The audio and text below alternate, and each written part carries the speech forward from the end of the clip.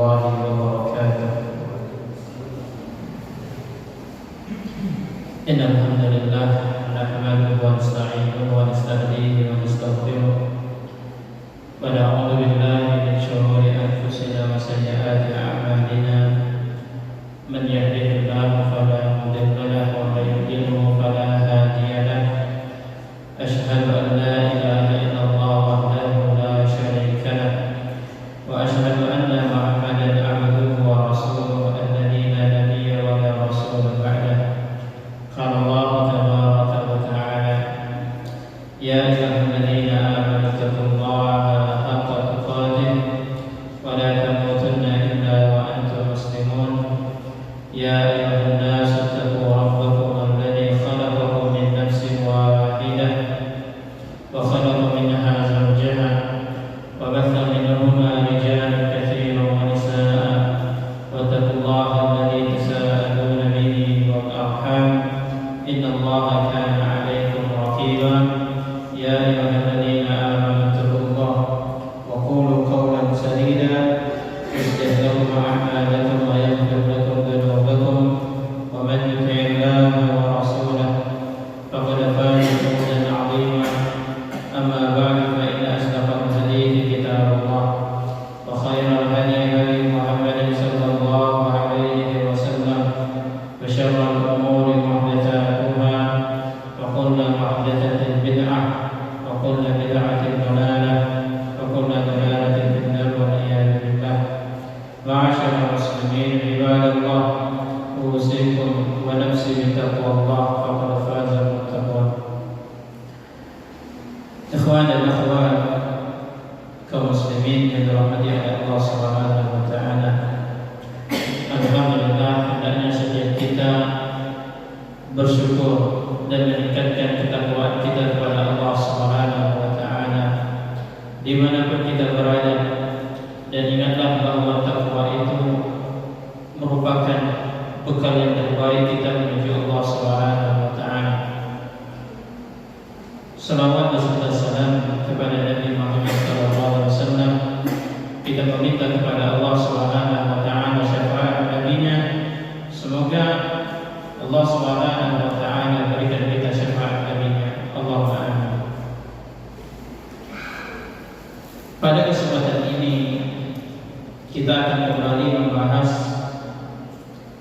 sebuah kitab di antara karya tulis Syekh Profesor Dr. Abdul Razak bin Abdul Muhsin Al-Badar hafizahullah ta'ala. Buku kitab yang kita kaji yang berjudul Ashrul Qawaid fi Tazkiyatin Nafs, 10 kaidah di dalam pensucian jiwa. Sebagaimana yang kita ketahui, di dalam surah Asy-Syams Allah Subhanahu wa taala bersumpah dengan jiwa manusia.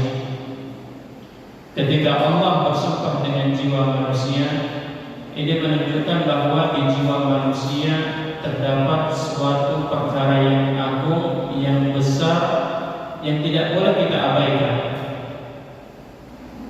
Dan Allah Subhanahu wa taala menyatakan pada aflaha man zakkaha, sungguh beruntung orang-orang yang mensucikan jiwanya. Wa qad khaba man dassaha, dan sungguh merugi orang-orang yang mengotori jiwanya. Ini menunjukkan bahwa di antara manusia ada yang berupaya untuk jiwanya bersih, dan ada juga di antara manusia yang dia berupaya agar jiwanya kotor. Orang-orang yang berupaya jiwanya bersih, itulah orang-orang yang beruntung, kata Allah Subhanahu wa taala. Dan adapun orang-orang yang mengotori jiwanya, itulah orang-orang yang merugi. Dan kita tinggal memilih, apakah kita hendak menjadi orang yang beruntung dengan mensucikan jiwa kita, ataukah kita hendak ingin menjadi orang yang merugi dengan mengotori jiwa kita. Dan tentunya orang-orang yang berakal lagi cerdas pastinya ingin menjadi orang yang beruntung. Maka dengan demikian kita berupaya untuk menjadi orang yang beruntung dengan mengetahui, dengan mengilmui kaedah-kaedah di dalam pensucian jiwa. Maka pada malam hari ini kita telah sampai kepada kaedah yang kelima dari 10 kaedah dalam pensucian jiwa. Qala al-mu'allif rahimahullah ta'ala, al-qa'idatul khamisah at-tazkiyatu takhliyah wa tahliyah. Kaedah yang kelima di dalam tazkiyatun nufus, pensucian jiwa, adalah meninggalkan segala keburukan dan menghiasi diri dengan segala keutamaan. Jadi orang yang beruntung itu setiap hal yang merugikannya, setiap hal yang buruk dia tinggalkan. Dia berupaya untuk berlepas diri dari itu semua. Dan setiap hal-hal yang utama, hal-hal yang baik, dia berupaya untuk merauhnya. Inna haqiqatat tazkiyah takhliyatun nafsi awalan bitabhiriha anil wada'in wal ma'asi wal dhunub, thumma tahliyatuha ba'da dhalika bi fi'li at-ta'ati wal qurbat. Sesungguhnya hakikat di dalam pensucian jiwa adalah yang pertama dengan membersihkan jiwa kita. Bagaimana caranya dengan membersihkan jiwa kita? Ya, kita bersihkan jiwa kita dari setiap kotoran, maksiat dan dosa. Kemudian setelah jiwa kita bersih dari kotoran, maksiat dan dosa, barulah jiwa kita hiasi dengan berbagai macam ketaatan dan mendekatkan diri kepada Allah Subhanahu wa taala. Maka inilah makna takhliyah wa tahliyah. Kita bersihkan diri kita dan kita pun menghiasi diri kita. Apa yang dibersihkan? Jiwa kita. Apa yang dihiasi? Jiwa kita. Dari apa kita membersihkan jiwa kita? Dari dosa dan maksiat. Dengan apa kita menghiasi diri kita? Dengan ketaatan dan dengan mendekatkan diri kita kepada Allah Subhanahu wa taala dengan amal-amal saleh. Makanya ini penting. Kita bersihkan jiwa kita dari noda-noda syirik. Kita hiasi dengan tauhid. Kita bersihkan jiwa kita dari noda-noda bid'ah. Kita hiasi dengan sunnah. Kita bersihkan jiwa kita dari akhlak-akhlak buruk. Kita hiasi dengan akhlak-akhlak mulia. Memang terkadang ada orang yang dia lebih fokus menghiasi dirinya dengan ketaatan, namun dia lupa untuk membersihkan jiwanya. Dia lupa bertobat, dia lupa beristighfar. Namun apa? Terus untuk taat, tapi dia lupa. Ini tak ubahnya seperti seseorang yang beberapa hari tidak mandi. Agar bau badannya tidak tercium, dia semprotkan minyak wangi ke tubuhnya. Kira-kira sempurna tidak? Orang itu tadi membersihkan jiwanya. Tidak sempurna. Begitu pula kita. Kalau kita ingin jiwa kita bersih, bersihkan dulu jiwa kita dari noda-noda dosa dan maksiat. Kemudian setelah itu dihiasi dengan berbagai macam ketaatan dan mendekatkan diri kepada Allah Ta'ala. Kama qala ta'ala, khudh min amwalihim shadaqatan tutahhiruhum wa tuzakkihim biha wa shalli 'alaihim. Fa qawluhu ta'ala tutahhiruhum fihi isyaratun ila maqam at-takhliyati 'an as-sayyi'ati bi tathhirihim min adh-dhunub.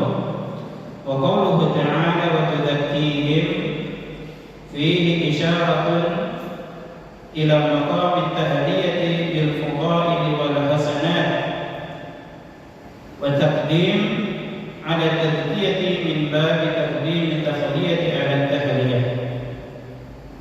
Dalil yang menunjukkan kita harus terlebih dahulu membersihkan jiwa kita dari dosa dan maksiat, kemudian menghiasinya dengan ketaatan kepada Allah Ta'ala adalah firman Allah Subhanahu wa Ta'ala, khudh min amwalihim shadaqatan tutahhiruhum wa tuzakkihim biha wa shalli 'alaihim. Ambillah sebagian dari harta-harta orang kaya. Harta orang-orang kaya itu diambil untuk apa? Untuk zakat dari sebagian harta mereka. Apa tujuannya dari mengeluarkan harta untuk zakat? Tujuannya dua. Yang pertama, tutahhiruhum, untuk membersihkan mereka. Yang kedua, wa tuzakkihim, untuk mensucikan mereka. Jadi hendaknya bagi kita yang memiliki harta, dan itu termasuk yang harus dizakat malkan, maka hendaknya dikeluarkan. Karena tujuannya tutahhiruhum wa tuzakkihim, kata Allah Subhanahu wa Ta'ala, untuk membersihkan mereka dan untuk mensucikan mereka. Wa shalli 'alaihim, dan doakanlah kebaikan untuk mereka. Pada ayat tersebut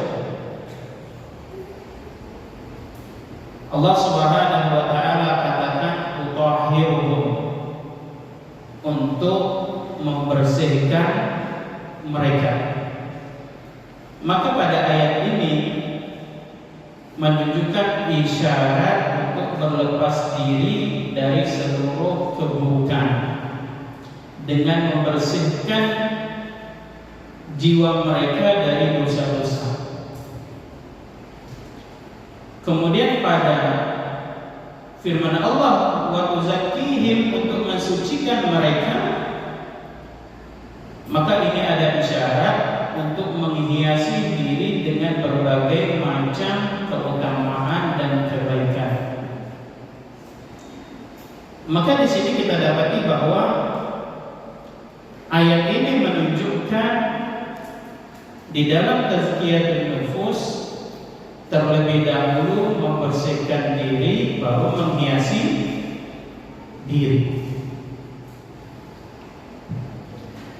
Fala budda liman arada tazkiyata nafsihi an yuqla'a awalan 'anil dhunubi wal atham allati tufsidul qalba wa tahjibu 'anhu nural hidayati wal iman.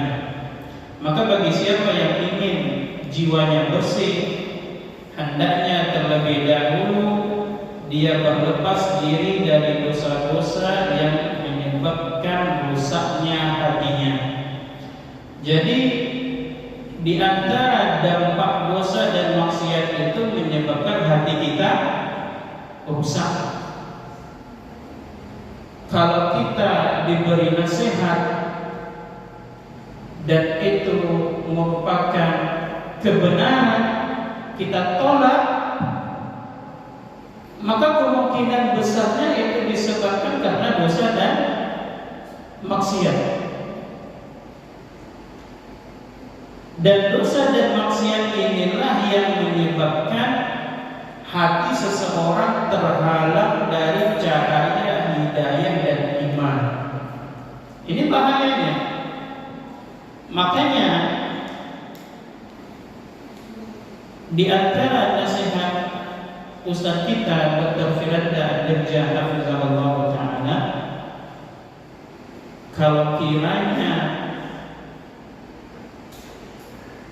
seseorang dihadapkan dengan suatu maksiat, hendaknya dia berupaya keras untuk menghindarinya. Kenapa? Karena di antara dampak dosa dan maksiat itu, seseorang akan mudah kembali untuk melakukan dosa dan maksiat tersebut, walaupun dia berupaya untuk taubat. Kenapa? Karena file dosa dan maksiat itu belum terhapus. Makanya terkadang kita dapati kita sudah berupaya untuk meninggalkan dosa dan maksiat, namun terkadang kita kembali untuk melakukan dosa tersebut. Makanya apa? Kalau kita ingin mensucikan jiwa kita, maka yang pertama sekali adalah untuk membersihkan jiwa kita dari dosa dan maksiat. Karena inilah yang menyebabkan hati kita menjadi rusak. Kama qala Nabi sallallahu alaihi wasallam, sebagaimana kata Nabi sallallahu alaihi wasallam, innal 'abda idza akhta'a khati'atan nukitat fi qalbihi nuktatun sauda. Sesungguhnya seorang hamba apabila dia melakukan suatu kesalahan, maka ada satu titik hitam di hatinya. Kalau kiranya ada tisu itu kan bersih awalnya. Kalau seseorang melakukan dosa dan maksiat, maka ada satu titik hitam di tisu itu. Fa idza huwa naza'a wastaghfara wa taba sukila qalbuh. Kalau kiranya dia meninggalkan dosa dan maksiat tadi, dia beristighfar, minta ampun kepada Allah, dia taubat, maka bersihlah hatinya. Maka yang titik hitam tadi terhapus dengan taubat, dengan istighfar. Wa in 'ada zida fiha hatta ta'lu qalbahu. Kalau kiranya dia kembali melakukan kesalahan dan terus menerus, maka hatinya pun akan menghitam. Wa huwa ar-ra' alladhi dzakara Allah. Maka itu adalah ra' yang Allah sebutkan di dalam surah Al-Mutaffifin. Kalla bal rana ala qulubihim ma kanu yaksibun. Sekali-kali tidak demikian. Hati mereka menghitam dikarenakan apa yang mereka perbuat. Maka ini penting. Kalau kiranya kita merasa hati kita keras, sulit untuk melakukan ketaatan kepada Allah, sulit melakukan amal soleh, kemungkinan itu disebabkan karena dosa dan maksiat. Maka apa yang harus kita lakukan? Tinggalkan dosa dan maksiat tersebut, istighfar, minta ampun kepada Allah dan bertobat kepadanya. Apakah sudah cukup sampai di situ? Belum cukup. Apa tahapan kedua yang harus kita lakukan? Tsumma yujahidu nafsahu 'ala al-istighfar min as-salihat allati tadhku biha nafsuhu, kama qala ta'ala walladzina jahadu fina lanahdiyannahum subulana wa innallaha lama'al muhsinin. Ketika dia sudah berupaya untuk meninggalkan dosa dan maksiat, maka kemudian dia pun harus memperbanyak untuk beramal saleh. Karena dengan amal saleh inilah untuk menghiasi dirinya. Sebagaimana firman Allah Subhanahu wa taala, "Walladzina jahadu fina," dan adapun orang-orang yang berjihad di jalan kami, "lanahdiyannahum subulana," maka sungguh kami akan berikan hidayah di jalan kami. "Wa innallaha lama'al muhsinin," dan sesungguhnya Allah bersama orang-orang yang berbuat baik. Kalau kita serius untuk meninggalkan dosa dan maksiat, maka Allah akan bantu kita.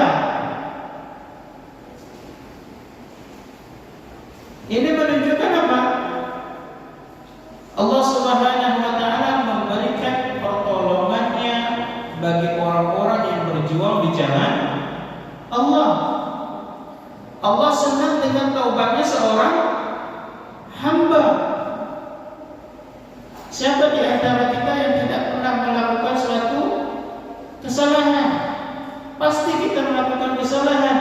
Namun sebaik-baik orang yang melakukan kesalahan adalah yang bertobat, minta ampun kepada Allah Subhanahu wa taala. Qala Ibnu Taimiyah rahimahullah. Ibnu Taimiyah rahimahullah beliau berkata, "Fatazkiyatu wa in kana asluha an-nama wal barakah wa ziyadatul khair, wa innama tahsulu bi izalati syarr. Falihada sara at-tazakki yajma'u hadha wa hadha." Jadi kata Ibnu Taimiyah rahimahullah, tazkiyatun nufus, mensucikan jiwa, pada asalnya adalah kata at-tazkiyah itu kan diambil dari kata az-zakah. Az-zakah itu artinya an-nama. An-nama itu bertumbuh. Wal barakah, berkah. Wa ziyadatul khair, bertambahnya kebaikan. Jadi kalau kita melakukan suatu kebaikan, maka jangan pernah puas untuk bertahan di kebaikan itu, maka harus bertambah. Hari ini kita membaca satu ayat, maka hari esoknya ditambah menjadi dua ayat. Ini namanya berkah, mensucikan jiwa kita dan menghiasi diri dengan ketaatan, dengan amal soleh.